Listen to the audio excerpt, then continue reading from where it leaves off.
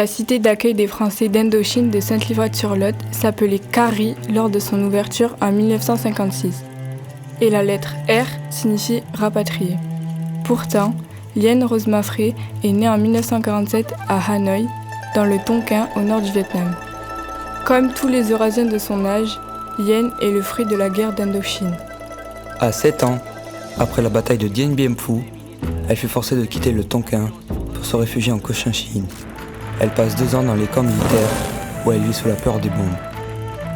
Elle arrive à Marseille en mars 1956 après une traversée de 23 jours. Puis au Kari de Sainte-Livrade, ancienne poudrerie, 2 mois plus tard.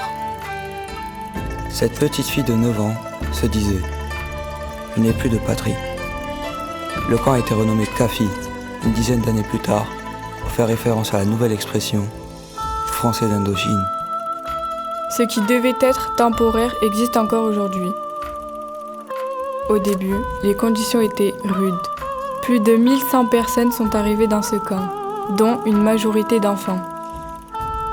Le confort était très rudimentaire et l'habitat spartiate. Ces rapatriés n'ont pas demandé à quitter l'Indochine. Ils se sont découverts français et remplissaient même leurs devoirs de citoyens. La question de l'identité s'imposait donc à eux.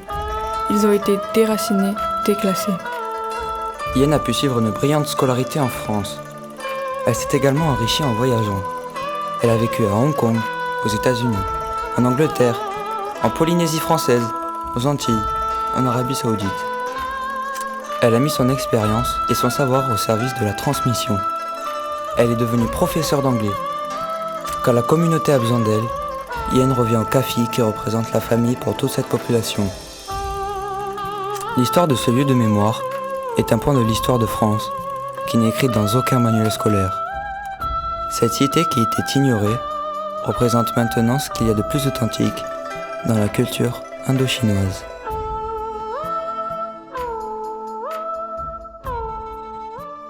Viva,